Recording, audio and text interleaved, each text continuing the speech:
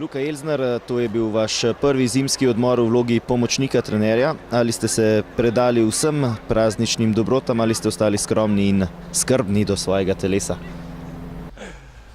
Jaz vedno skrbim za svoje telo. Mislim, da so to ključna leta za mene, ko enkrat končaš kariero, da se nekako vzdržuješ naprej, da se vse ne razpusti, tako da sem zelo skrbno pazil na vse zadeve, kar je pa nekako standardno v mojem življenju, tako da ni bilo nekih norih premikov. Sem pa seveda užival in tudi se odpočil, tako kot je treba, da z novo energijo štartam v novo sezono oziroma v novo leto. Poleti ste se poročili, vendar, kot vemo, je nogometni odmor takrat zelo kratek. Ali je bilo dovolj časa za poročno potovanje sedaj med zimskim odmorom? Nekaj malega je bilo, tako da sem si privoščil en tedenski oddih z mojo ženo.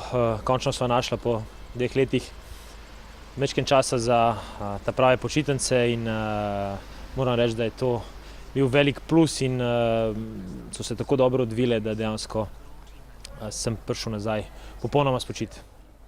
Igralci morajo med odmorom delati po individualnem programu, da pridejo pripravljeni na začetek priprav. Kaj vse morate trenerji postoriti pred začetkom priprav? Verjetno dela ne manjka. Ja, mi smo bili aktivni v klubu, sicer ne na igrišču, ampak v pisarnah skoraj do 30. decembra, tako da je veliko organizacijskega dela, ker dejansko vsaka stvar, ko se začne priprave, mora štimati. Program dela in vse, kar spremlja naše nogometaše ob tem obdobju. Tako da ja, dela nikoli ne manjka v nogometu.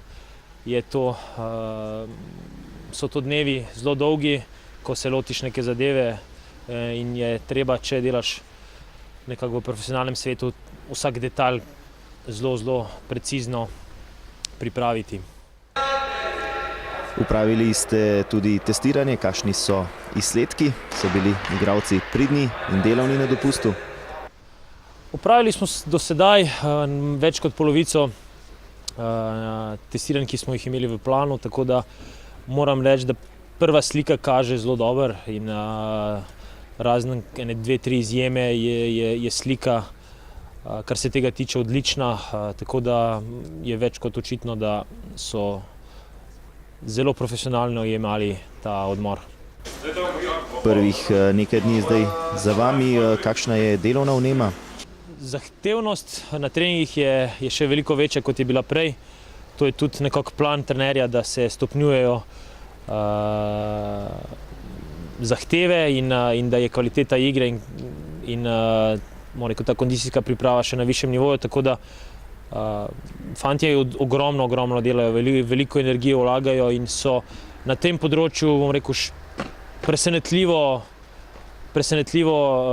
dobri in vsak trening, ki ga oddelajo, je s tako intenziteto, da trenerji dostikrat samo gledamo in bom rekel, uživamo v predstavi, ki jo imamo na igrišču, tako da s te strani je zaenkrat res zelo dobro. Čeprav je bil odmor dolg 3 tedne, nekaj igralcev še vedno ostaja na listi poškodovanih. Izpad treningov v pripravljalnem obdobju se lahko pri teh igralcih pozna skozi celotno pomlad ali celo leto celo. Sigurno se poznajo težave, ki jih privlečeš s sabo na začetek priprav, ker ti onemogočijo standardnega dela z ekipo in seveda zaostajaš v samem začetku. Je pa vseeno zdaj šele začetek in imamo še pred sabo kar nekaj tednov, tako da če bojo v kratkem ti fantje ulovili vlak, ki trenutno potuje, bodo manjkali samo minimalno in mislim, da bodo lahko hitro nadoknadili vse standarde, ki jih imamo z ekipo, ki dela maksimalno. Tako da iz tega vidika mislim, da nimamo nobene tako težke poškodbe, da bi nam preprečila imeti vse igralce na voljo. Jaz mislim, da v roku 2 tednih, da bodo stvari se normalizirane in da bomo s polnim kadrom delovali. Začetek pomladi bo izjemno zahteven, najprej domača tekma s četrtim Koprom, potem pa še neugodno gostovanje v Kranju in boj v Ljudskem vrtu proti vodilnemu Mariboru. Pa bom rekel, da kakorkoli bi obrnili koledar, bi našli razloge za zaskrbljenost, kar se tiče nasprotnikov. Mislim, da tle ne bo pomembno vloge igralo.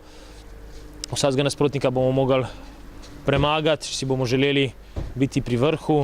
Razpored teh tekem pa niti ni tako pomemben. Mislim, da smo dokazali, da gremo v vsako tekmo na podoben način, ne glede na nasprotnika, in na to za nas ne bo imelo veliko vpliva. Je pa seveda zanimivo, da začnemo proti Kopru, ki je mogoče naš najbolj direkten nasprotnik v prvenstvu. Kakšne so vaše želje in cilji v spomladanskem delu sezone? Osnova je, da zadržimo to pozicijo, ki jo trenutno imamo. Več kot rezultat si želimo seveda tudi določen napredek v igri, da se vidijo premiki po tem obdobju, kjer smo majčkeno več časa skupaj, kjer imamo več časa za pripravo, kar se tiče taktičnih zamisli trenerja. Tako da vsekakor, osnova je vlagati enako energije, kot smo jo prej na igrišču, potem se bomo pa počasi tudi dodajali še nove zamisli, nove usmeritve igri in tle pričakujemo tudi premik. Hkrati pa bi to znalo tudi prinesti še kakšno točko več, še posebej na domačem igrišču.